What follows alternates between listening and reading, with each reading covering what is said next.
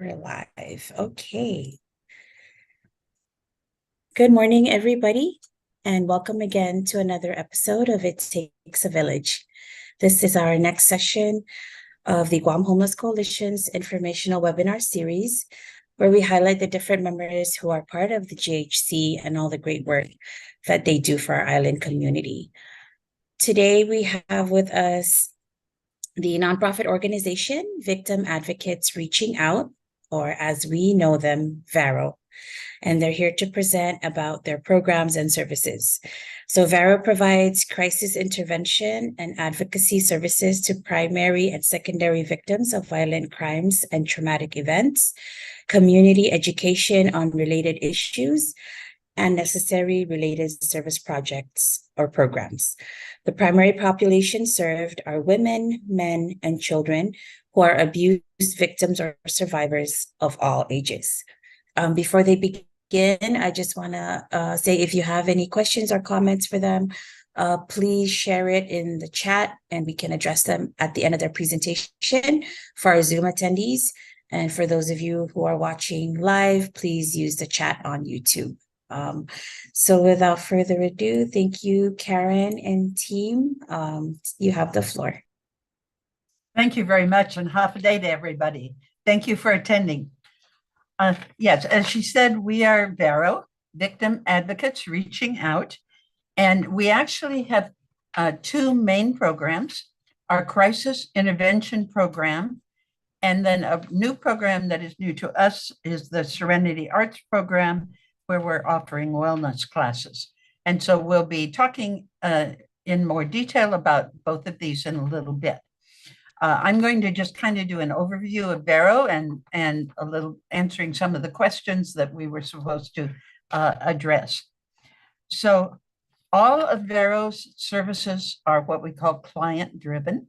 And so the clients determine what services they want and need. We don't tell them what they need. They tell us what they need. Okay. And they also make decisions for themselves about what they want to do, where they want to go, what their short-term and long-term goals are. So everything is really client-driven. There's no charge for any of our services, and our services are confidential. The only time we can share information about the client or their case is if they give us permission to.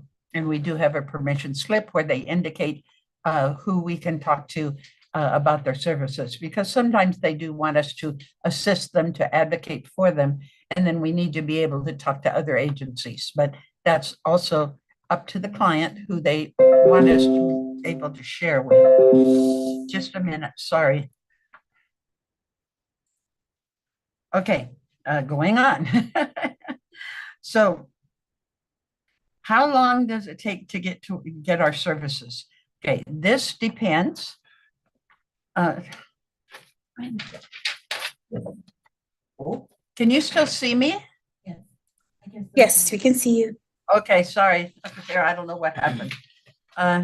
Anyway, so our services, it depends on the services, how long it takes to get them. If it's just information, for instance, obviously we can just give that right away. Okay, if somebody calls and they just want to know like what our services are, or they want to know about maybe one of our community partners and how they can get a hold of them, that kind of thing, we can service them immediately. If they want shelter, then again, it depends.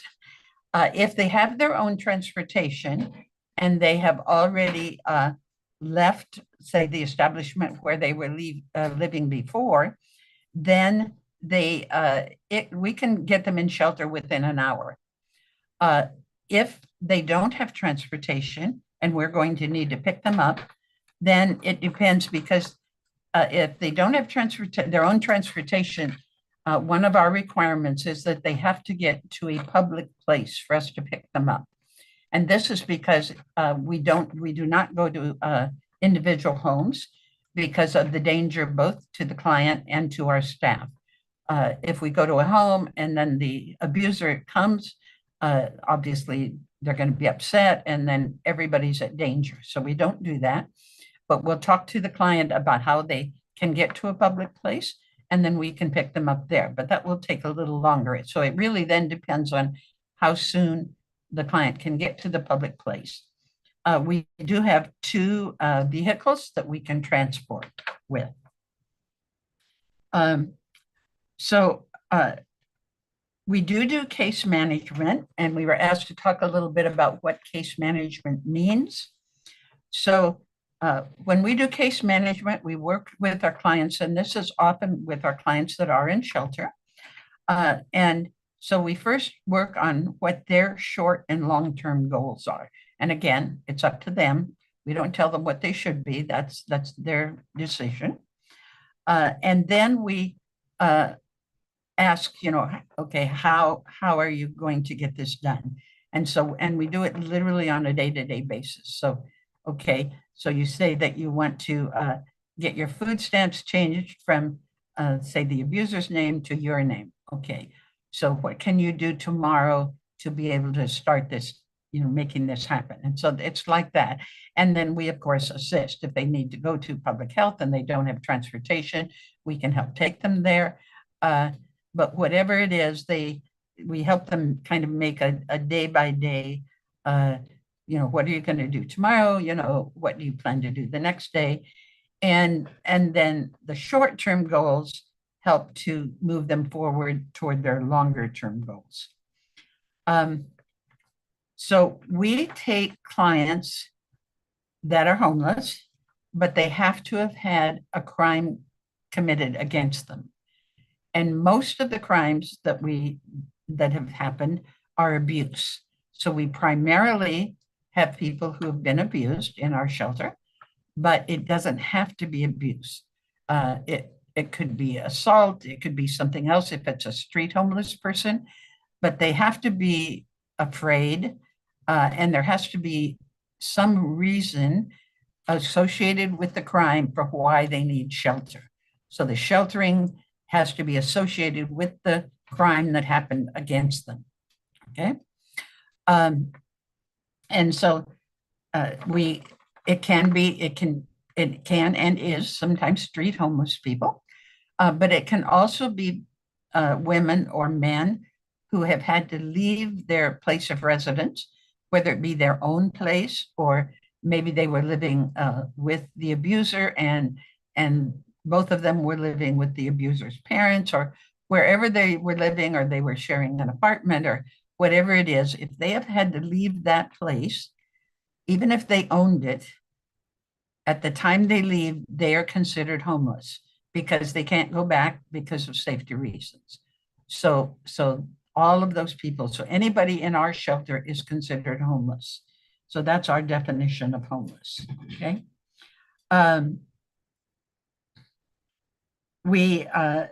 For disabilities, our definition of a disability is just that the disability has to impact them in some way in their daily lives. So it's something that causes them maybe to behave differently, or to not be able to do some things, or to have to do some things differently. It has some kind of an impact on their daily life. We do not require any paperwork to get into our shelter. So we believe our clients until we have a reason not to believe them. So if they tell us that they've left and they've been abused, and we do assessments, but we don't require any paperwork, definitely showing that, say, a doctor is saying that they have a disability or not, because they don't have to have a disability to come in. So it's really very simple to get into our shelter. So what would make a person ineligible? If they are only homeless, and we do get calls just from homeless people, and in our assessment, we find out that there's been no crime committed against them, then we are unable to take them into our shelter. Our shelter is definitely for people who have had crimes committed against them, and they need to be sheltered so that they can be safe.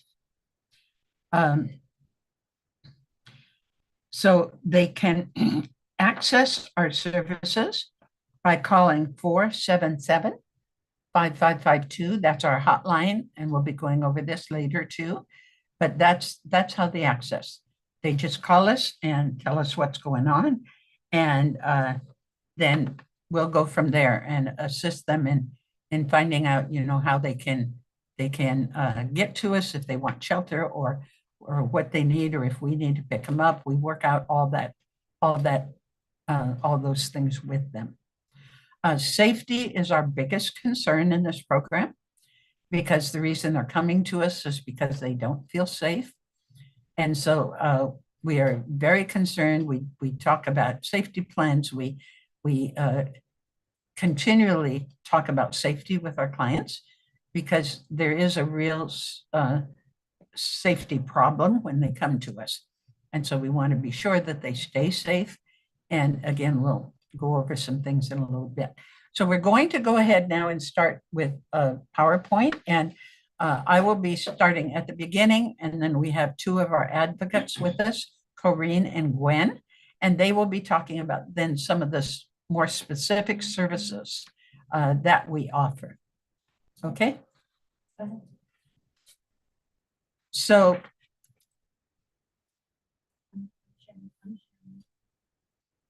just a second.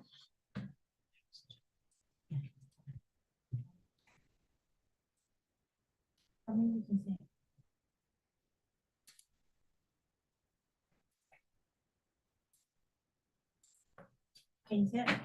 Okay. Yeah, VARO services. Okay, next. So VARO was established in 1982, so we're 41 years old. We started out being called Counseling Advocates Reaching Out, and that then we changed our name to Victim Advocates Reaching Out, because we are not licensed counselors, and we don't do actual counseling. We'll do emotional support, psychological support, but we're not counselors. So we changed the name to Victim Advocates Reaching Out. Okay, next. We are a nonprofit organization. Sometimes people think we're part of government of Guam. We are not. We receive no money directly from the government of Guam, so we're not locally government funded. We do receive federal grants, and we do receive donations from people in the community and from businesses, but we don't receive any direct local funding. We do have volunteers that assist us. Our volunteers go through training, 40 hours of training. And then one way that they really assist us is by helping to answer our hotline on the weekends and holidays, so that our staff get a little bit of a break. Okay, next. So as I said, we provide 24/7 crisis intervention to victims and survivors of domestic violence, sexual assault, abuse, rape, any other violent crimes and traumatic events. Okay, next. VARO services are also available to family members of the victim, as well as the individuals who were victimized long ago and still experience emotional crisis. So when we take people into shelter, of course, the children can come with them, or even other family members. We've had sometimes two adults that were abused by someone in the home. And so then both of those adults were able to come into our shelter. So if there are family members that are also affected by this, they can be with we call it the primary victim, and come into our shelter. And then we do get calls. They wouldn't necessarily be sheltered, but we get calls certainly from people who had something happen, and it's been really quite a while ago. And but something has triggered it again, and they're upset, and they can call us, and we can talk to them, and then also refer them to places where maybe they can get counseling or things like that. So we pretty much deal with anybody. We deal with all ages. If there are minors and they're coming into our shelter, they do have to have an adult with them. But certainly if a minor is abused and mom and minor come in, they can come in. And I think we've been as high as 80 years old as far as age. So, it's any ages. Okay, next. One other thing, yeah, and I think it's true for most of you that are with other agencies, just like you, we do not discriminate. So we're open to anyone. That meets our criteria as far as the abuse goes, or they're a victim of a crime. But we service those with disabilities. We service, as I said, any ages. We service all ethnicities. We don't discriminate against anyone. So Gwen is going to start now and talk a little bit about some of our specific services that we use.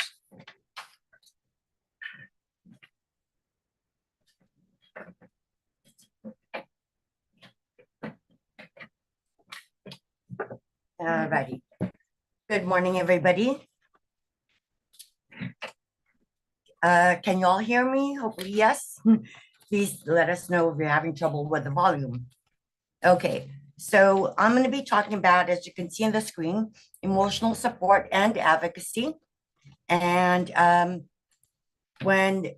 far as our services and providing these type of services, when we have a victim who is calling, and it may be just something like, for example, as Ms. Karen says, something has happened and it's triggered them, or something more complicated where there's been a crime, there's been an assault of some sort, and they're needing some kind of support in terms of trying to find out how they can get the help they need.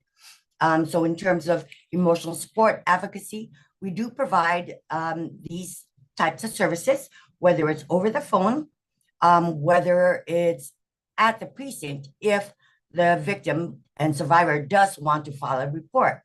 A lot of times they really do need just someone to talk to, someone to be able to hear their story, and if anything, help them guide them through the different organizations or agencies that they can turn to for additional assistance. With that being said, as I mentioned before, filing a report, for example, with the police department, a lot of victim survivors are afraid to go to the police. If they're not afraid for one reason or another, they just don't know how to deal with telling their story. And that's what our advocates are here for, to be able to go and let them know that they have that support from us, that, officers or any agency employees are able to assist. In terms of our advocacy, we advocate for them as far as getting them connected with other services. If they want to apply for other services, for example, GURA, if they need to work with public health in terms of applying for SNAP or other benefits. And that's what we're there for. If they're having trouble getting what they need done, we work with them and on their behalf for the needs that they are wanting.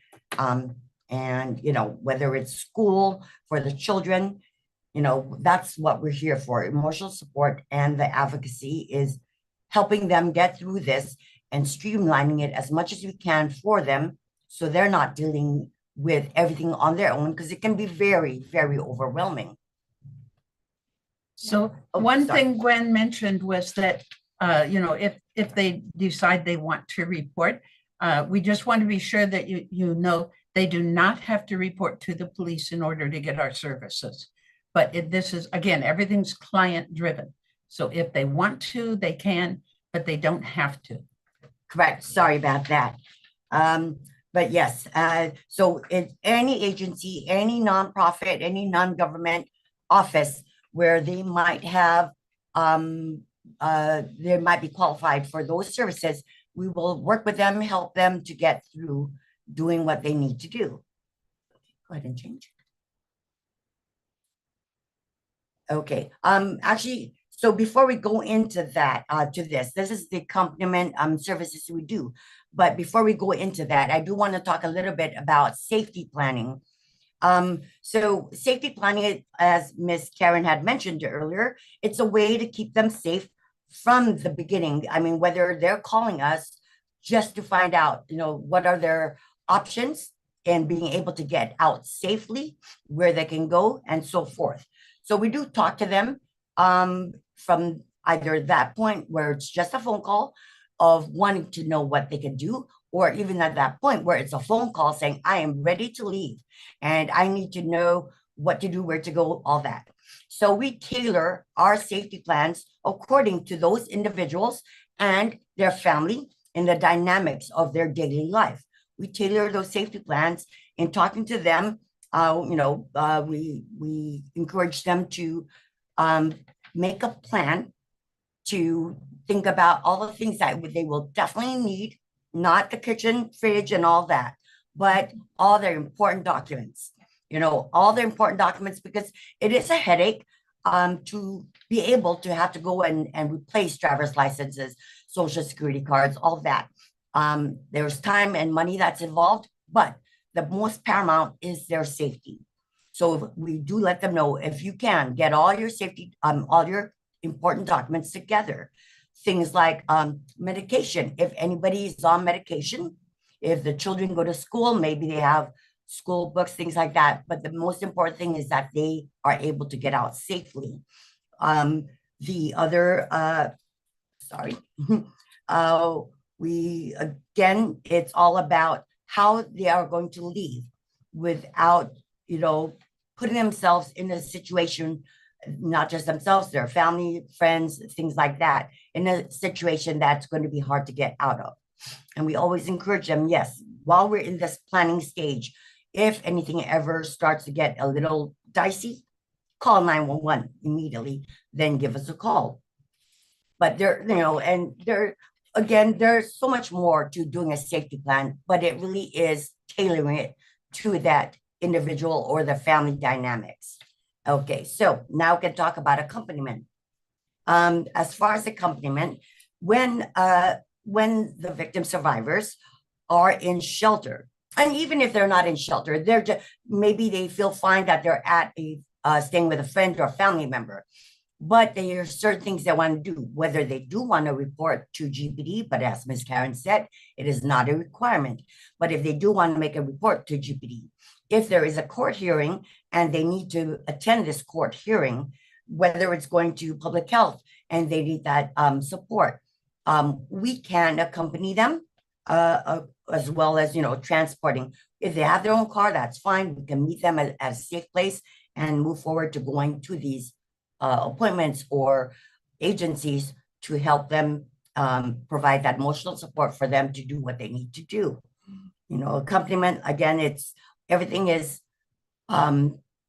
crisis related. So if it's related to the crisis, then definitely, we can work with them on that. Okay, go ahead. And so the next thing, now this goes back to when they're in shelter. So when we are able to provide emergency temporary shelter, a lot of times the victim survivors, they're not able to take what they need. They get to a point where they just need to get out of there quickly and safely. So sometimes they leave without, clothing, extra clothing, no personal care items like toothbrushes, shampoos, things like that. Thankfully, being a nonprofit, the community has been very, very helpful in providing donations to the organization. And, we do get a lot of community help with all those personal care items. And if there's something specific a victim survivor or the family needs that maybe we don't have from our donations, we do our best to try to provide it for them. We also help with transportation. So again, if they're in shelter, then we're able to take them to those crisis-related appointments, or even not even an appointment, even if it's a walk-in, to help them get through all the things that they need to do. when we're talking about temporary emergency shelters. So we, again, nonprofit, we don't have our own building. We are able to provide that short-term stay while we work with the victim survivors on whether they do want to go to Guam's women and children's shelter if there is space, and or if they want to, let's say they're under GURA, they want to find a different residence but under GURA still, we work with them and refer them to the agencies and provide support letters to be able to have them move forward into getting to a new residence, or even a whole new, depending on what their specific needs are, we're able to do that with them. Again, it is temporary emergency for those who are fleeing immediate danger. But we definitely work with them as much as possible with other agencies, whether it's GURA, OHAP, Office for Homeless and Poverty Prevention, Salvation Army as well. There's so many organizations and agencies on Guam that have programs, countless programs, Catholic Social Services, that we can work with them to see what best helps them. And then another thing is also, while they are in shelter, we do provide meals for them, breakfast, lunch, and dinner. Sometimes it may be, again, food donations that were donated by the community. And those, canned goods, microwavables, things like that. We also, are able to provide, again, nonprofit. So fast food and, only a couple of choice places that we can offer them. And then sometimes through places that we utilize as a shelter. Again, we don't own our own building per se. We actually, not per se, we don't own our own building, but we do work with other private companies on Guam to be able to rent a room, for example, where the family can stay. And then I believe, let me see, this slide I can think of. Okay. Again, with the services we do, everything is really tailored to the needs of the families and the individuals that come into shelter. Okay, we can go ahead and switch. Okay, so this, it will now be turned over to Corinne. Hi, everybody.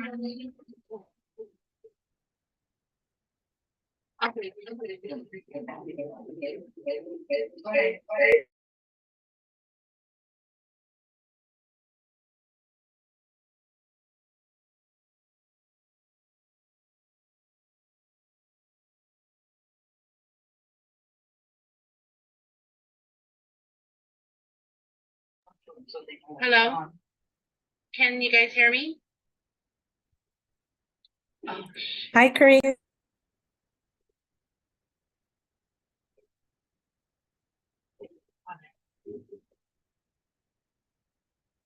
Talk to them. I am talking. You know, you aren't. Hello? Pictures.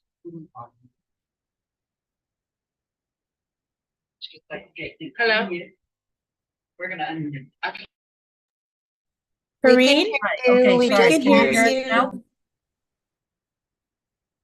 Hello? Is yours up? We can hear Corinne, we just can't see her. Up. Hello, can you hear us now? Can you hear? You're Yes. good. Okay, Yes, sorry. Can you hear me? not right now. Okay, just a Okay, minute. hold on 1 second. Well, let Gwen do this and you do this. You come over here so they can hear you. No, I need to unmute mine. Okay. Go ahead. Go ahead and turn off My video or my? yours. No, your.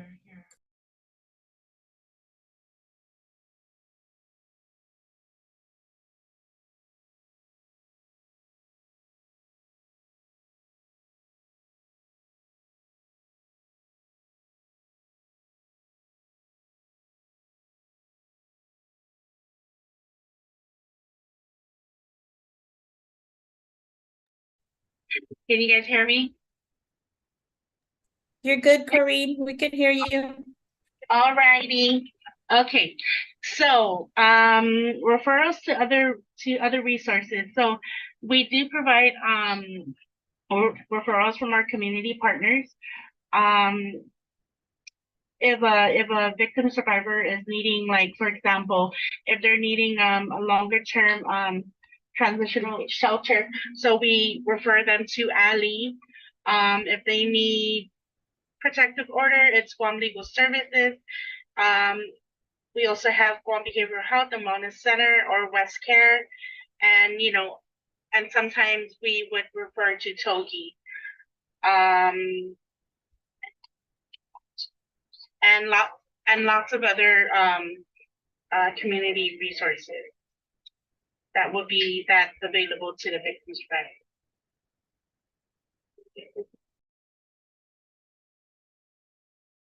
Okay, so just a minute. Gotta mute the other one. Okay, so when we refer to others, it's because no one agency can do everything.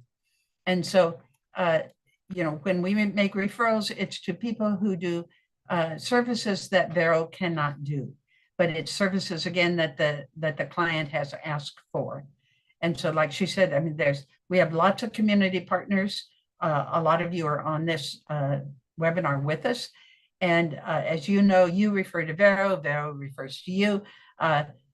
Thank goodness on Guam, we all work so well together that we are able to then provide for services for the clients by getting them to several different people. Because like I said, no one of us can do everything all together.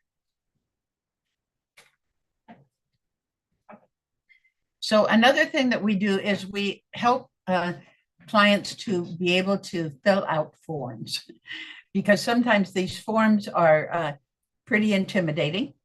And so, and we also have a laptop that we can take back to our shelter. So if they don't have a computer, they can work on ours to be able to, say, fill out an application for GORA or various other applications that there may be.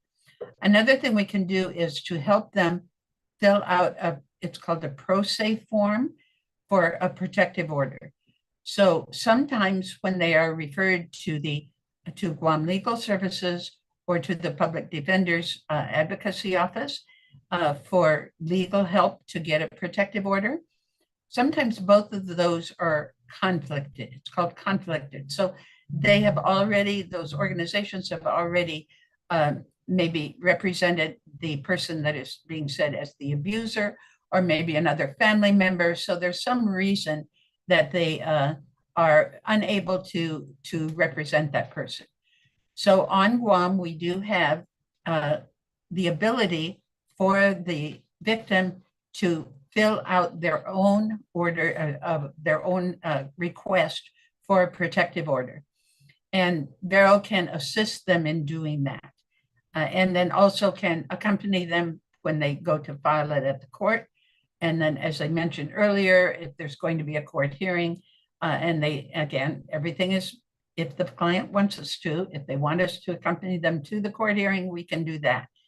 But the pro se form is really important because a lot of our clients are low income, so they don't have the money available to hire a lawyer.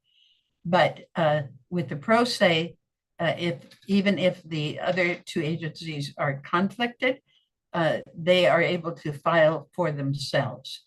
It's not ideal because the abuser probably will have a lawyer and then the victim doesn't, but at least it's one way that they can still apply for a protective order without having to have a lawyer.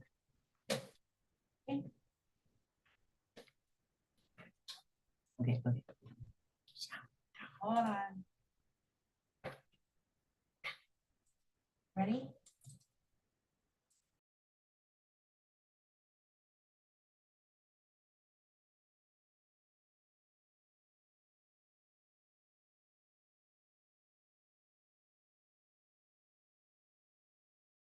Ahora, hello, can you guys hear me? Yes, Yeah. we can hear you. Hold on, because I'm having issues right now.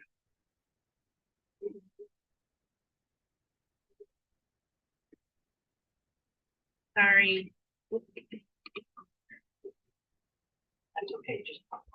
Okay, so we do have a 24-hour hotline. It is confidential. We have a 24-hour, 7 days a week, every day hotline. So,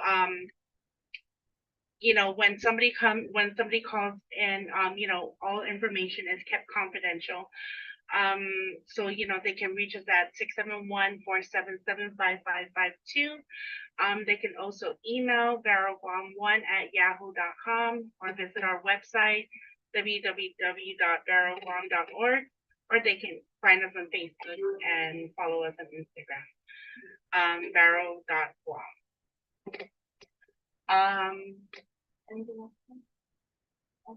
Okay, so I'm gonna introduce you guys to the new program that we have under VARO. So it is called Serenity Arts. It is a new program under VARO, and it is funded by the Department of Health and Human Services in collaboration with the Asia Pacific Institute on Gender-Based Violence and the National Organization of Asians and Pacific Islanders Ending Sexual Violence. So the program consists of 5 wellness sessions. It is free and it is open to the general public. So with the classes, with all 5 sessions of the classes, we do begin with wellness activities, and then that's when we begin the class, and then at the end would be we end in affirmations and then conversation gatherings. Currently we are down in Agate at the Sag and Batista, and we will be heading by January, second week of January, we would be somewhere in the central area, but that's to be announced at a later time. Okay, that's it. Okay, Let me- so I don't care.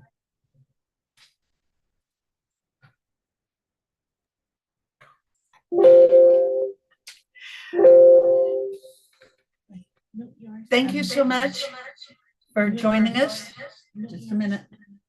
Okay, go ahead. I can hear you again.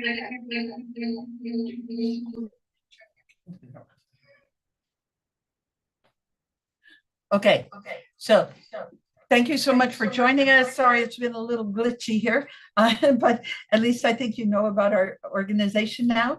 And so we'll turn it back over to Jackie. And please, Jackie, if there have been questions or people have questions, go ahead and we'll take those questions now. Thank you so much, Karen and Gwen and Corinne, and the whole VARO team for that great presentation. Don't worry about the technical difficulties.